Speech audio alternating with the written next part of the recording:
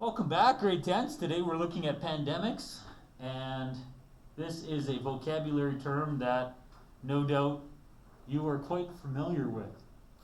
So my question for you might be, how is a pandemic different than an epidemic? How is a pandemic different than an epidemic? Jack?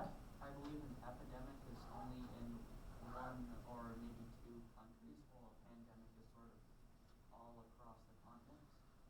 Sir? Yes, sir. That is perfect.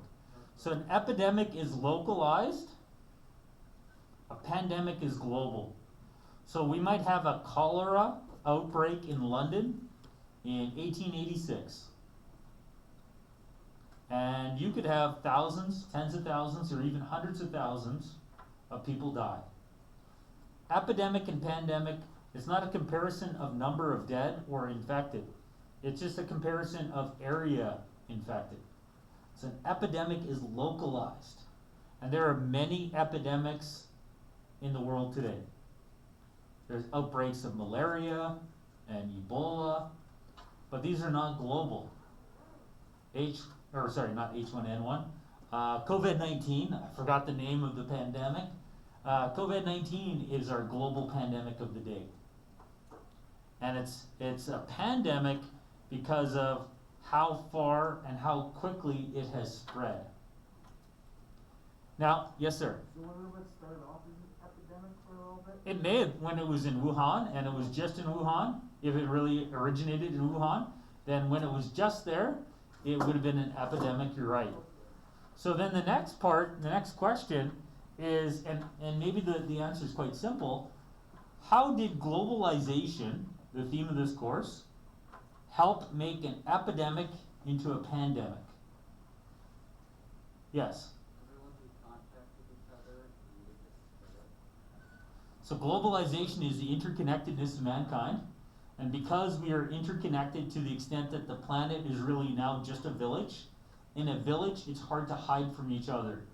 So because we are so hyper-connected that we live in this metaphorical village, then something that was an epidemic became a pandemic. Because of increased international connections, it spread. People travel from infected areas to uninfected areas, bringing the infection with them. So there are new strains of COVID-19.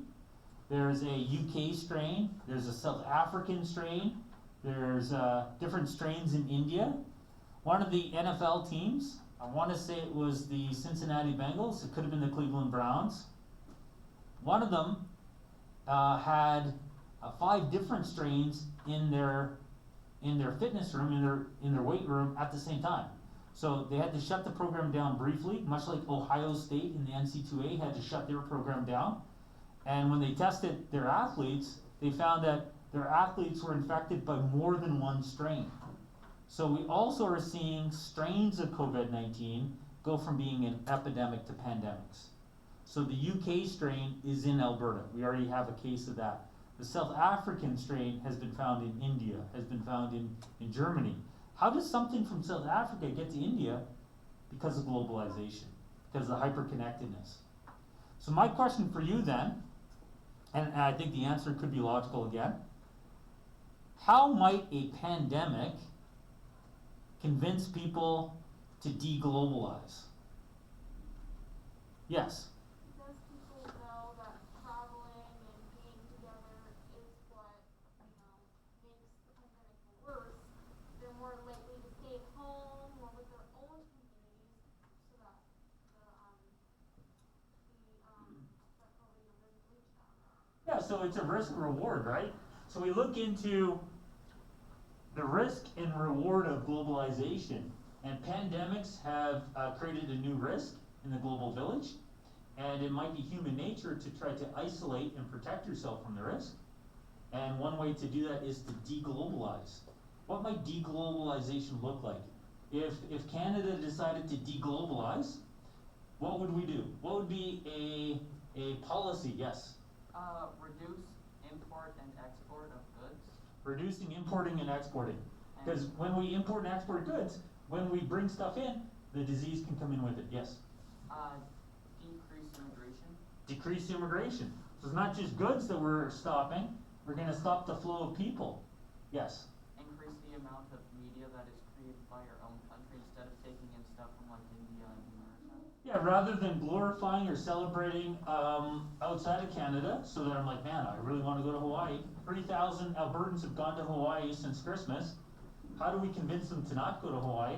Well, let's celebrate the Hawaii of Alberta. And let's all go to Gwen, right?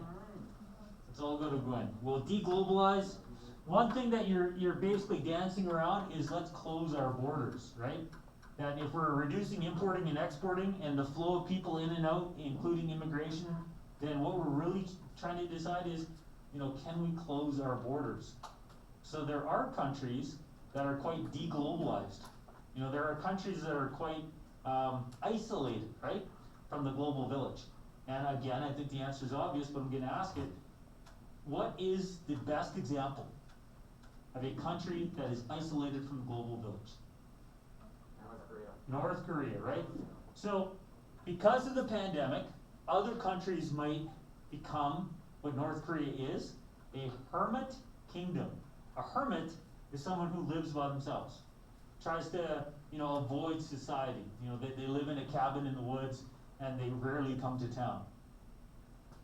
A hermit kingdom is a country that isolates, that they don't interact with other countries, they don't trade with other countries, they don't play sporting events with other countries, they don't have a foreign policy, they don't have international relations, they keep to themselves, and that is the opposite of globalization. And some countries, if this pandemic was worse, because this pandemic could be a lot worse.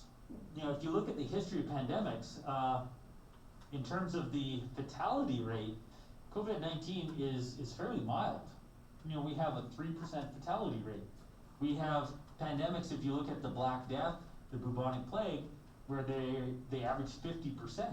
And there's many cities and countries that had 80 or 90% fatality rate. If this had a 90% fatality rate, we'd be closing our borders, I think, right? We'd be deglobalizing. And we might even close our provincial borders. And we might even have to shut cities down. So right now in Ontario, because their numbers are higher than ours per capita again, last month it was the opposite, but now they're higher than us. They, as you know, they are under a new guidelines of quarantine, that they are instructed to stay home. Unless you need groceries or medical attention, you're meant to stay home. That the entire province is under, I believe it to be a 28-day curfew. Stay home. They're ordered to stay home. So that kind of isolating response, if it was, at a national level, would be an example of deglobalization. We're going to stay home. We're going to stay within our borders. How might globalization present a solution to pandemics? We can see how it makes an epidemic into a pandemic, makes it worse. How might it make it better? Yes? Well, if the masses are sort of uninformed, because none of the countries are sort of working together to either make a vaccine or warn other countries about it coming, it could potentially get worse just by humans being around and not knowing about it. Okay, so through globalization, we might actually be able to increase our communication, our cooperation, and through cooperation, we might be able to together tackle the challenge that is a pandemic. That globalization provides a vehicle for cooperation, and through cooperation, we can together globally tackle the pandemic. What's evidence that the globe has tried to rally together to tackle the pandemic? Yes? I believe both the Moderna and Pfizer, or however you say it, they were both sponsored by various different countries. Yeah, so you have corporations, including Pfizer, that, yes, it's an American corporation. Yes, the Trump administration definitely helped them get the vaccine, but the Trudeau administration also bought into Pfizer and to Moderna and invested in both vaccines. So we have different governments around the world cooperating with corporations around the world in a race to find a vaccine. And when scientists at the University of Alberta found evidence of, hey man, this could work, they didn't keep it a secret. They shared their findings. Much like when Jonas Salk, S-A-L-K, historically discovered the cure for polio, or the vaccine, I guess I should say, for polio. He decided that this needs to be owned by the community. That in order for his vaccine to be able to get into the hands of all those who need it, he needed to not patent it for his own self-interest. Nature of mankind here. The nature of mankind aspect of this is Jonas Salk says this needs to be communal property so that it's affordable for all, so that we can have a global application, right? A global implementation of my vaccine. What he could have done is said, no, you know what, I'm going to patent this, and every time somebody uses it, they need to pay me $100. But he said, no. Jonas Salk famously said, would you patent the sun? Would you patent the sun? See, we need the sun. We need the sun to live, right? Maslow's hierarchy of needs, sun would be right down there at the bottom, physiological need. And he understood that polio was the pandemic of his time. Even the President of the United States, FDR, was stricken with polio. So you couldn't escape it. And it was much deadlier than COVID-19. And he finds a vaccine. So he could have said, wow, this finding can make me rich, or this finding can protect everyone from polio. If it makes me rich, then it's going to be so expensive that some people will die of polio still, even though there's a vaccine, because they can't afford it. But then I'll have a nice shiny car. So Jonas Salk decided he's not going to patent the vaccine. He's going to make it so that others can make their version of the vaccine, and billions receive the vaccine. So when we talk about the nature of mankind, can mankind cooperate? Your essay talks about through cooperation we can deal with the fragile remains of the planet. Jonas Salk shows that people can cooperate. Many of the stories coming from the corporation documentary we watched clips of earlier this week shows that mankind doesn't want to cooperate. Why did, and I'll get to your point in a second, why did IBM trade with the Nazis? Why did Ford and Coca-Cola trade with the Nazis? Not because they put the interest of the community first, because they wanted self-interest. They wanted to make a profit. Nature of mankind, they're greedy. They're putting the individual ahead of the group. They're saying IBM needs to make money, even though that might lead to, a genocide of the Jewish peoples. That's acceptable because IBM will make money. Jonas Salk shows that mankind can be the opposite of that. We can be compassionate. We can be cooperative. So within your essay, there's room for you to talk about the nature of mankind. And I would argue within every essay, in 10, 20, and 30, there's room to talk about the nature of mankind. If this, then what? If man is compassionate, if man is cooperative, then maybe globalization works. But if mankind is competitive and exploitive, then maybe globalization needs to be controlled. So an added nuance to your essay is a window into the world of mankind. And that's a part of your essay, right? The essay talks about a window into us, a window into our nature. So if we see evidence in globalization of people like Jonas Salk saying, you know what, here's a problem, I find a solution, that doesn't mean I should get rich. That means, hey, we all have a solution, maybe we can survive. Question? Couldn't someone theoretically just take the vaccine that Jonas Salk made and then patent it for his own gain? If it's already been patented, you can't patent something that's been patented, right? Like I can't re-sing one of Taylor Swift's songs and say, well, it's my song now. No, I mean, She owns it. did Jonas Salk patent it? No, So what's to stop anybody else from patenting it? because I see what you're saying. Because he was still credited with the invention of it, so it's still his intellectual property, but then he's saying it's open to everyone. So then, like, what's stopping Ross McBride from saying, okay, if you're not patenting it, I am? Because it's already been filed that I'm the one who found it. So I'm the one who could patent it. I'm guessing that that's the legality of it. All right, so back to pandemics.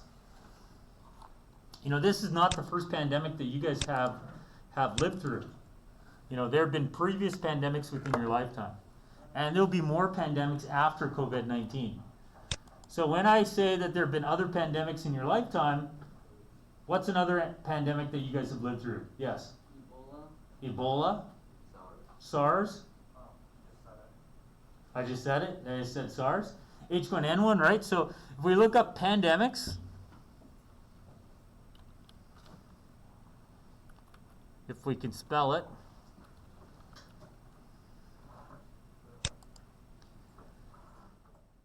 so this is just a list of the worst ones, and that would be, you know, somewhat insightful, but we just want to see all of the pandemics, right?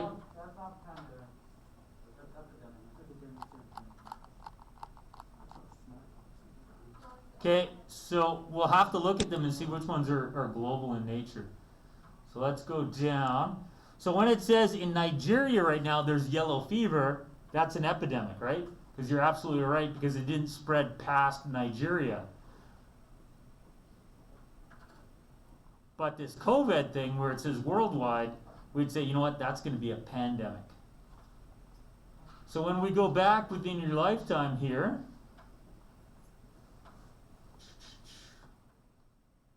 where it says worldwide, primarily concentrated in these countries though, there is a worldwide spread of West Africa Ebola just 4 years ago. Numbers infected are a lot less though than what we're seeing right now with COVID-19. Swine flu. Maybe you remember H1N1. Again, this is a worldwide, so this is going to be a pandemic, and we have higher numbers infected as well. And this is another answer within that globalization question.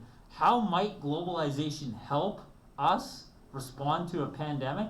Because we do have the World Health Organization under the umbrella of the UN, which is meant to be looking into pandemics and organizing and orchestrating the global response, encouraging the research and development and the coordination. But as you can see, epidemics are not rare. And sometimes epidemics do spread and they become pandemics. And unfortunately, within your lifetime, you know, this is, I would say this is the third major pandemic.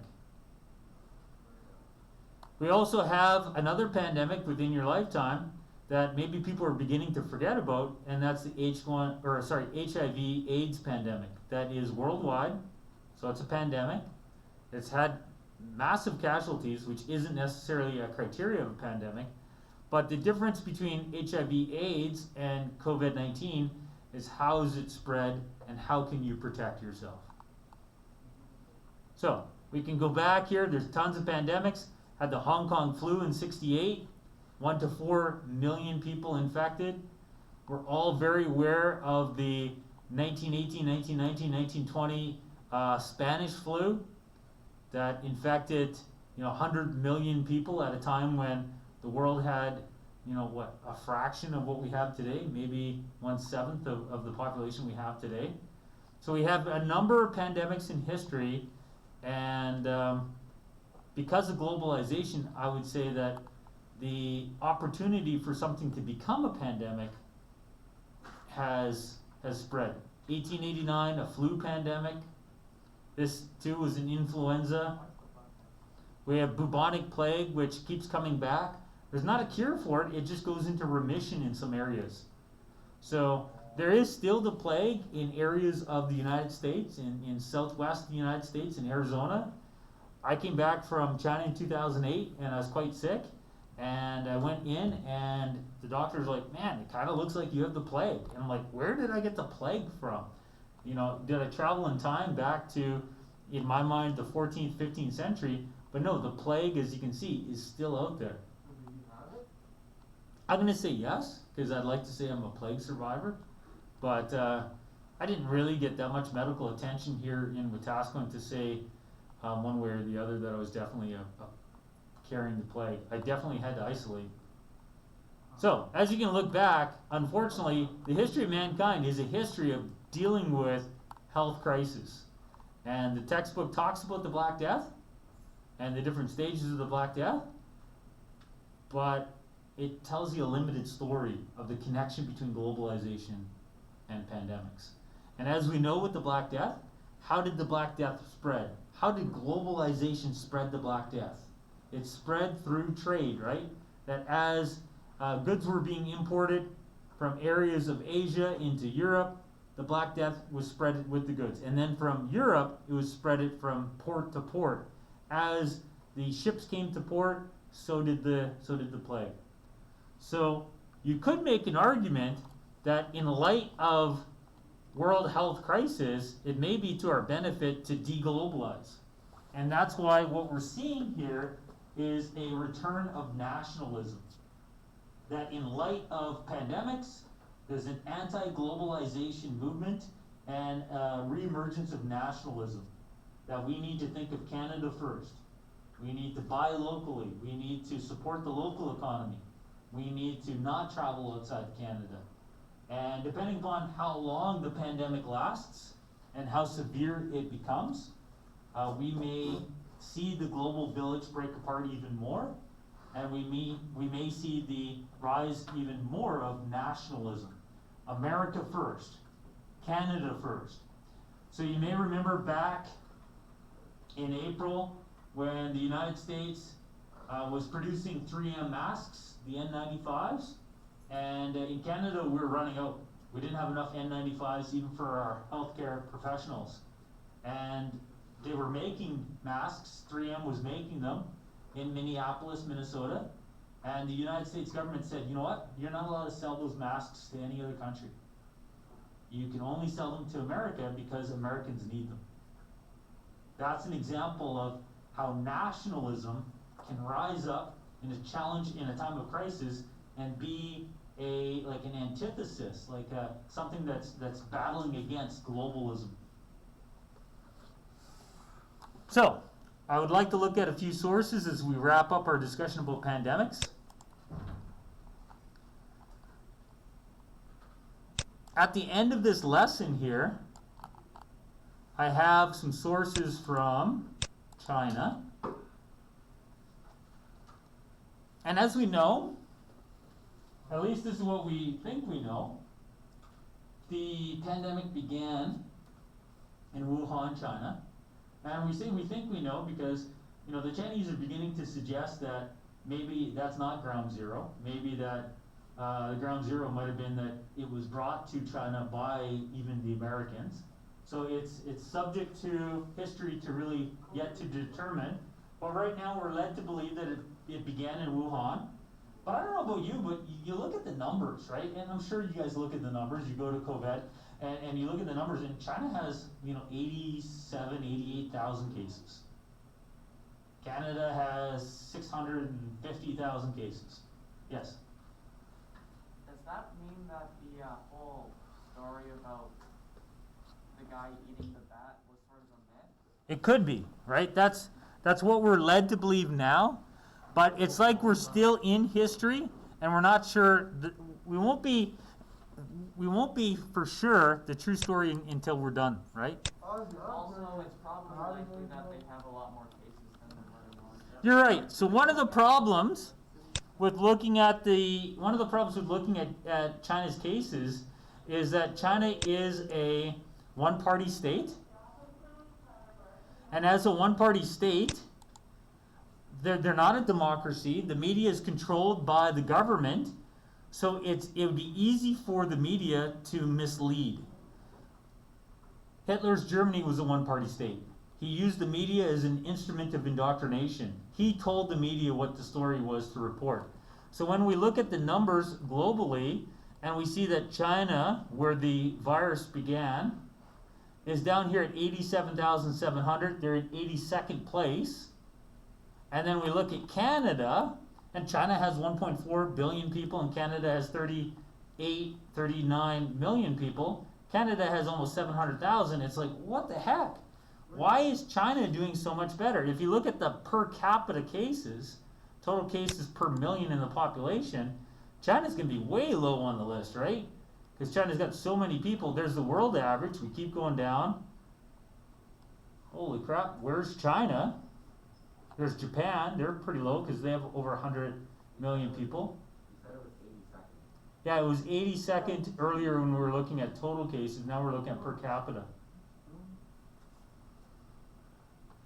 Did I miss it? Oh, Chad, Niger, China, 207th in the world. They're 207th in the world when you take into consideration per capita, and yet that's where it began. So the question could be, are they lying about the number of cases, or have they done something differently to better deal with it? So per capita, Canada, we're not doing great. Per capita, Canada should be in this area somewhere. Tell me if you see it. I may have gone too far already. There's a country named Chad. Yeah, That's weird. yeah. And Even weirder than a country named Chad is people named Chad. I should introduce you to my cousin Chad. Hey Chad, if you're watching this, I'm saying you're weird. He's like 6'6" though, like so. He's weird, but he could also destroy me in any kind of physical contest. where's Australia on the list? Oh, there's Canada. So maybe we're not too bad per capita. We're 80th.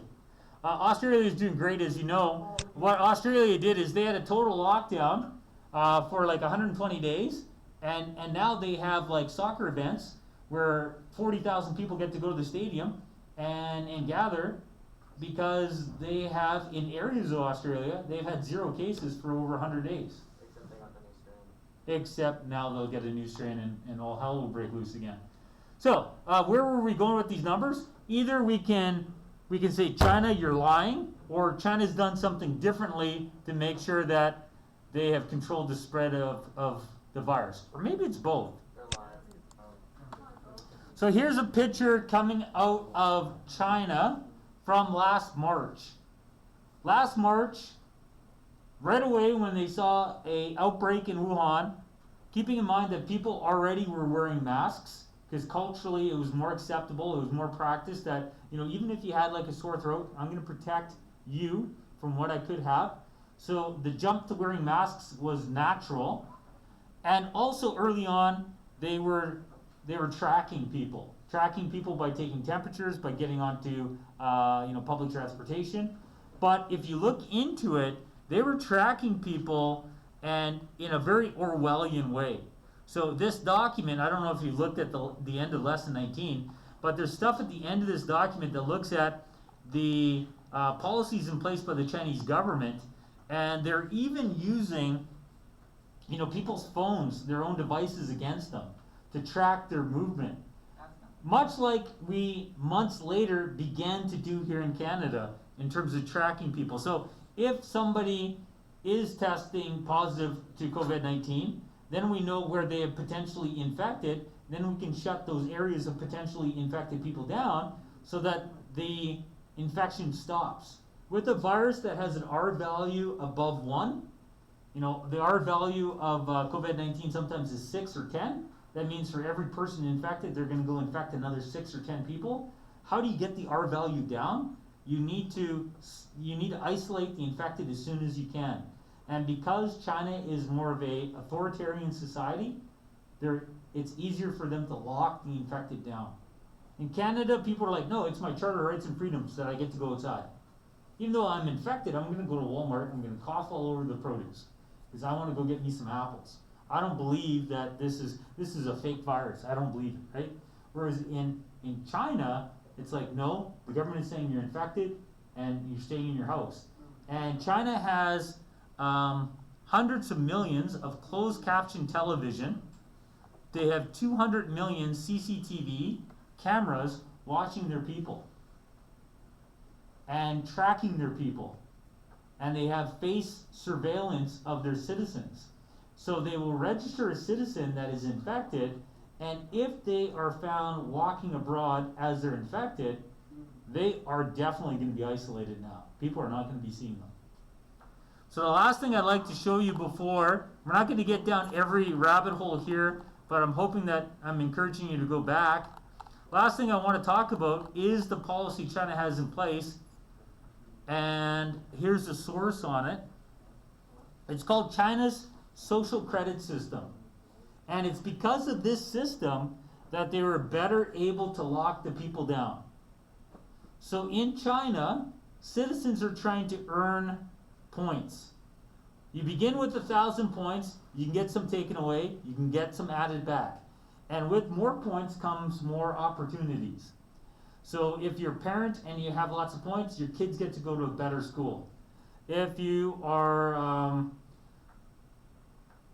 a person that has lots of points, you might be able to get a better position at work. Or you might be able to have a holiday, or go on vacation. You might be able to travel. You might be able to have better housing. So you're competing for points. It's like an episode of Black Mirror, where everything you do is being monitored, and how you interact with others will determine your score. And I'll get to your point in a second after I finish what I'm talking about. You can see that citizens in China can gain points by donating blood. Well, that's good. That's for the common good. We need a blood bank. So that's putting the group ahead of the individual. I'm going to donate blood. But we also get points for being charitable. Again, what's the problem with that? This is the difficulty, though, for me. You get some points for praising the government on social media. So it's difficult to really discern the authenticity of praise for the Chinese government if people are praising the Chinese government publicly because they're being rewarded for it with the game of life. Right? So if I could only get a new position here at WCHS, let's say I'd like to take Mr. Denny's job and become principal, but I can only get that if Justin Trudeau's government gives me enough points. So if I'm on social media and I'm saying Justin Trudeau's a criminal, he should be in jail, the Liberals are fraudulent, they're negligent and all these things, I will never advance, and in fact, I could lose my job.